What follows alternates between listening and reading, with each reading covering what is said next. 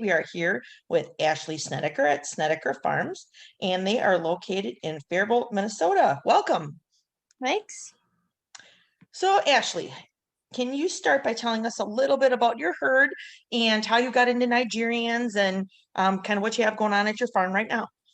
Yeah, sure. So I started off with goats when I was, I don't know, probably 15, 16. Nah, I probably was younger than that. I probably wasn't driving. So I was probably like 13 or 14. And I started off with goats because I wanted to be in 4-H. So I begged my parents to let me be in 4-H, We got actually big goats. So my very first goat was an Oberhasli, which I still love the breed to this day. And so from there, we showed in 4-H.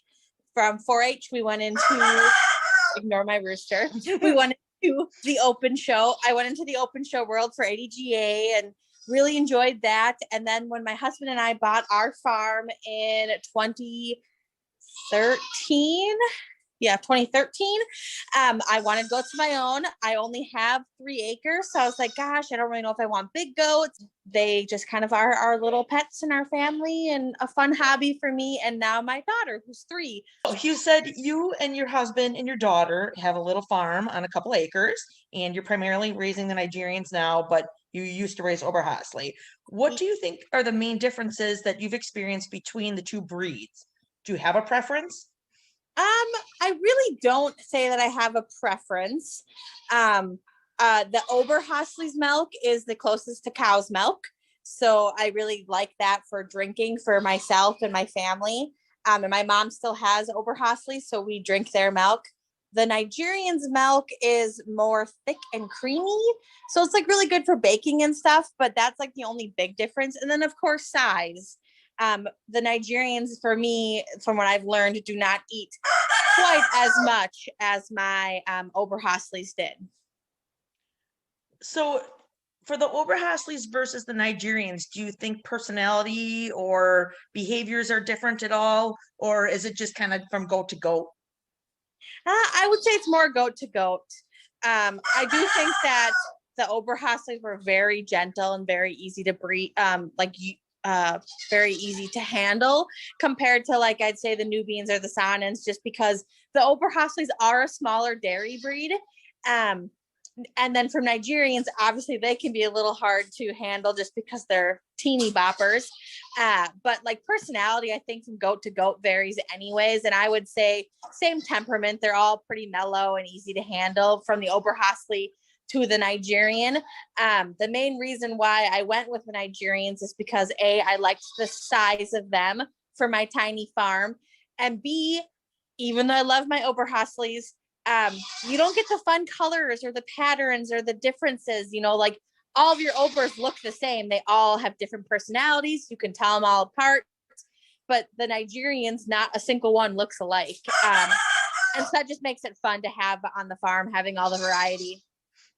Have you ever bred any mini Oberhaslis or no? Nope, I have not. Okay. So what types of things do you do with your Nigerian dwarfs? Do you do any of the performance programs, or have you gotten back into showing? So I still do ADGA. Clearly with COVID, I didn't do any shows last year. So we didn't really do any showing last year. We didn't do LA last year. I was pregnant with my son, so I've got an 18-month-old son. So I've not done milk testing or LA basically because I was pregnant the summer before COVID, and then obviously COVID hit. So I haven't done any of that stuff because of COVID, but I do ADGA shows, and I will be doing LA. I'll be doing the linear appraisal and hopefully milk tests as soon as things open back up. Being in Minnesota, probably a little cold still. Have you already started kidding? I have not started kidding. I will start kidding in March. And do you have how many does bred? I have 9 does bred for March, and then 2 of my later younger does, they'll freshen in. My first fresheners will freshen in June. Or no, sorry, May. So what do you primarily do with their milk? So I primarily will drink it or use it for goat milk soap. We do not sell milk in Minnesota. My parents have a goat dairy just a half mile down the road, and they send their milk off to Lancaster, Wisconsin. I don't think there's a creamery in Minnesota that takes goat's milk. Okay. How many head do they have? They have 85. Have you ever thought about shipping milk? I have and I haven't. I very easily probably could. I would just have to move my herd to my parents' place, which they're only half mile down the road. But they're just, they're not the producers that those big girls are. So that obviously plays a factor into it. Are you breeding for production or more of a show animal or just pets or what? So I would say that I am show and milk production for sure. When I say that they're not big producers, my parents, their herd consists of Sonnens and Toggenburgs and Alpines for their milk production and Nubians. The Oberhaslis my mom has because she likes the milk and drinks it herself, but the other bigger producers are part of their dairy industry. Okay. When you first started to switch breeds and get into the Nigerians, what were you looking for? I already knew some breeders, but of course I joined some Facebook groups and did my shopping through there and kind of just went off of that route. Okay. Are you looking to grow your herd currently, or do you like the size it's at, or how do you pick what stays and what goes? So I'd say I like where my herd is at. So my biggest thing is this is my passion and my hobby. I don't really want it to become a second job. Having goats obviously can be work between the hoof trimming and the maintenance and, the herd check and just the overall health can be a lot. And I do have a 3-year-old and an 18-month-old. So right now this is my escape. And so my herd will probably stay where it's at. Okay. Where do you see your herd in 5 years? Do you see once the kid's getting older, becoming more involved and maybe growing or expanding then, or you just think this is kind of what you're comfortable and happy with? I would say in 5 years, if my kids were both into it, then yes, I would most definitely probably expand because I feel like Nigerian dwarfs are like potato chips and you just can't have one. You want them all. So I do think that in the bigger picture, I probably will expand, but as of right now, I like where we're at. Okay. Do you have a website or a Facebook, or what's the best way for people to reach out to you if they're interested in hearing about your herd? So I do have a Facebook right now. It's just Snediker Farms, S Okay. as in Nedikers Farms. I'm in the process of building a website and it will be done and I will share that on my Facebook page when it's complete. So these guys would be my dry yearlings. Well, they'll be dry yearlings this year. So they're babies that I was born last year that I decided to keep and retain. I had a small herd. So I had used the same buck for the last 4 years. So it was time to get some fresh blood in. So with that, I kept back 5 of his babies. So that way I can, kind of grow them out and see how they go. So yearling pen. And then down here, Do you ever freshen your yearlings or no? I have not freshened my yearlings only because I like to show in the dry yearling class for ADGA. Okay. That's probably one of my most favorite classes to show in. So I have not bred yearlings. I mean, if I feel like I wanted to, I could. And like my does, if they're big enough, I would. But I like the dry yearling class. It's nice to have the yearlings for A, myself, and B, my 4-Hers.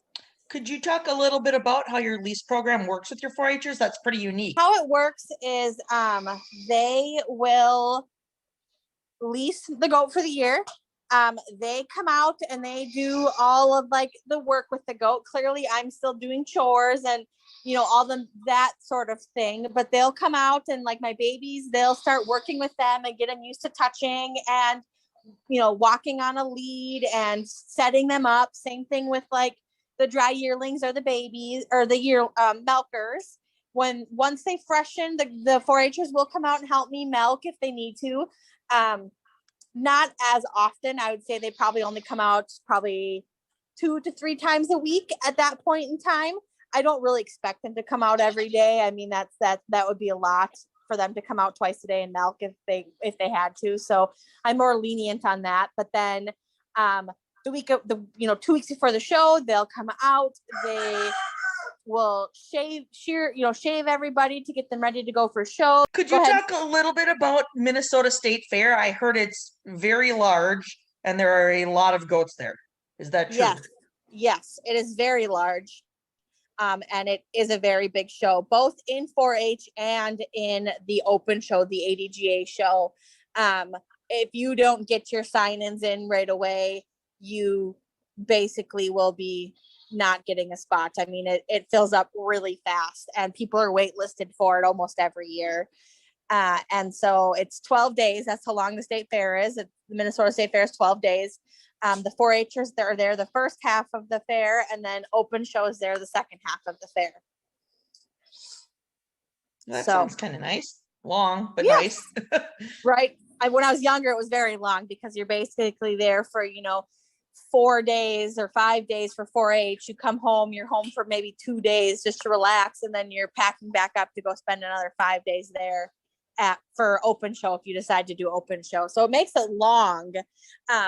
But it's fun. I mean, you meet lots of people and you get lots of interest in not only your farm, but other people's farms. And you grow a ton of friendships and you just get, the advice from other breeders, how they do things, how they manage things, how they decide what they can keep and can't keep. And it's just a really good experience for anyone of any age, really.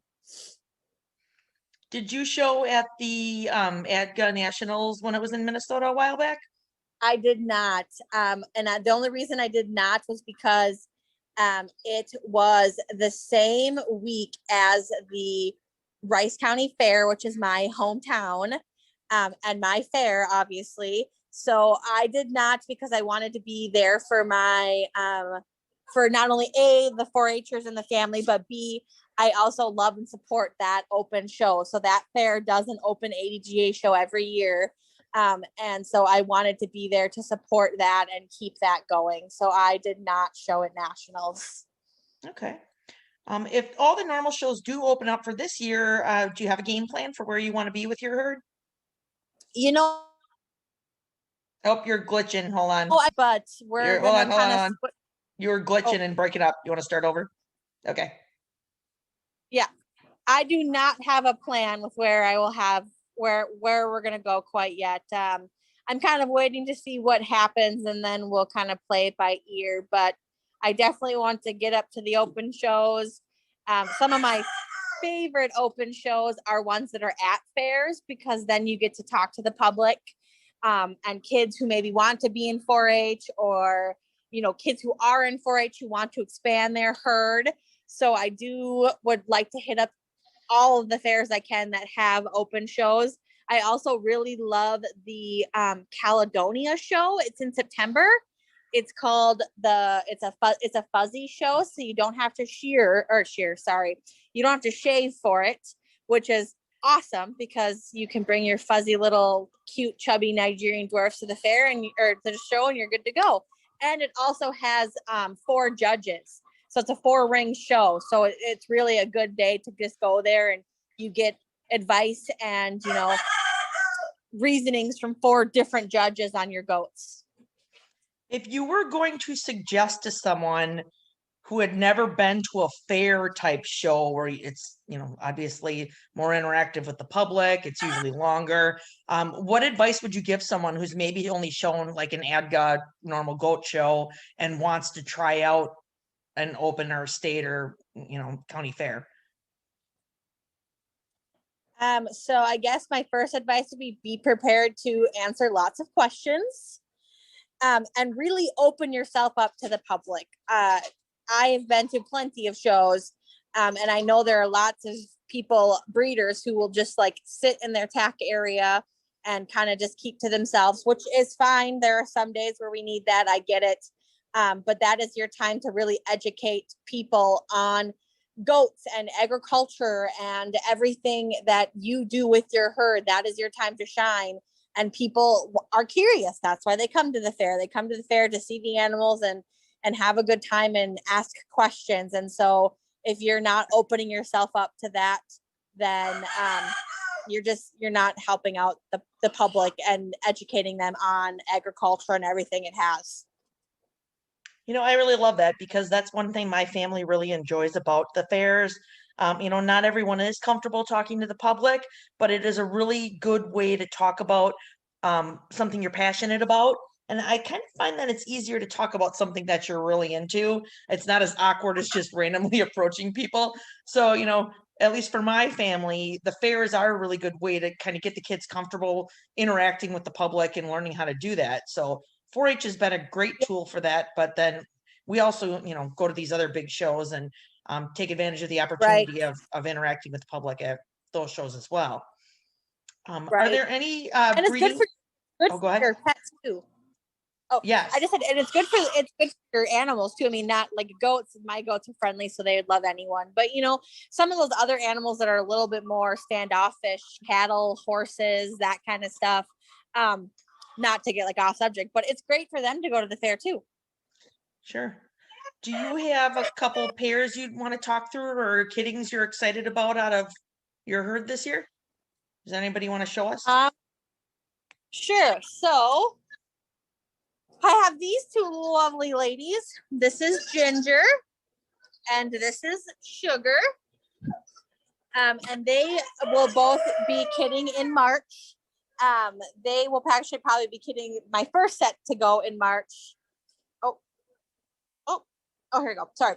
They'll actually be my first ones to go probably the middle of March. And they are bred to this very handsome boy right here. And this is Maui. I did purchase this lovely mommy Eve, and she came with 3 little babies. So this is a little buckling and then 2 little dolings. And Miss Eve is my first doe to come from out of Minnesota. Are you going to keep the buckling intact or no? I think I'm going to. We're still debating on the farm. And we'll see. I did purchase a doe from Wisconsin, just over the border, so not nearly as bad for me. It's like 4 hours for her. And she is bred to a polled buck. So depending on what she gives, that would determine what we're going to do with Mr. Ninja. That's what we've named him. Depending on what she throws, that will decide if we're going to keep Ninja intact or if we will leave him. But he came from some very strong milk lines as well. And look at him. He's just cute as a little button. When you're assessing all of your new kid crap for this year, are you kind of zoning more in on the dams, or are you looking for certain characteristics in the kids? So I would say my first thing that I look at is my dams. I zone in on my dams and who my best producers are or have my best dairy quality.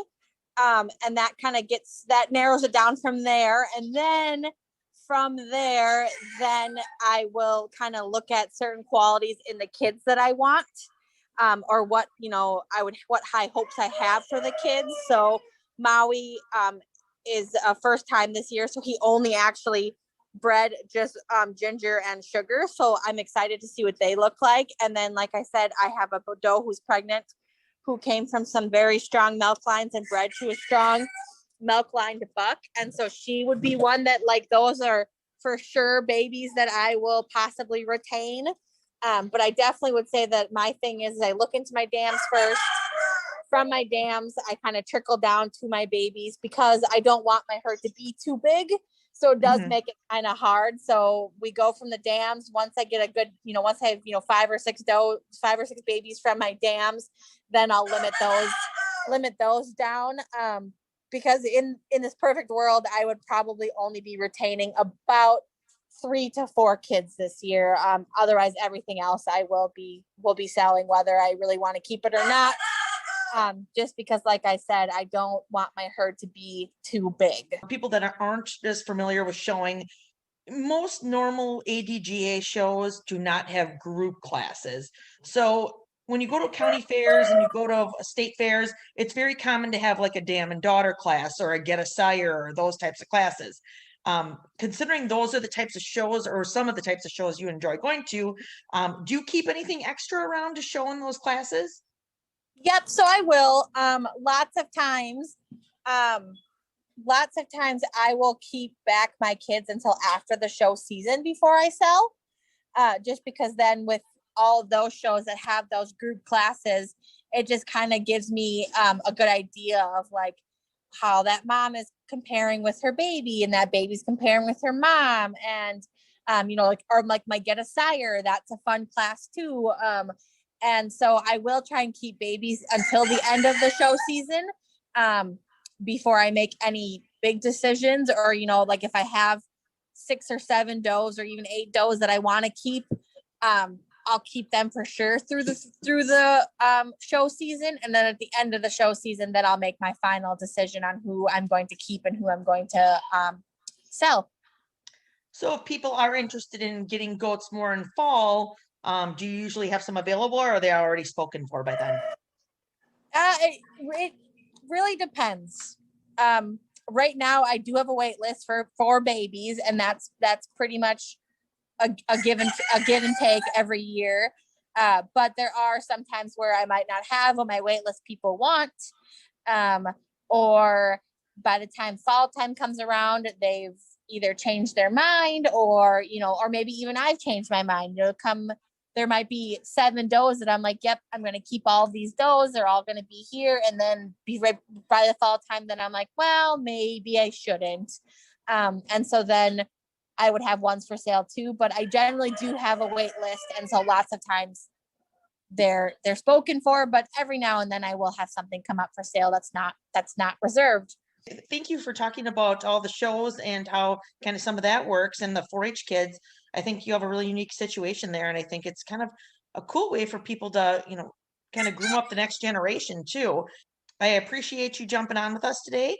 And if anybody wants to learn more about Snediker Farms, hop on over to their Facebook page. And thank you so much. We hope you have a great kidding season, Ashley. Yeah, thank you. You too.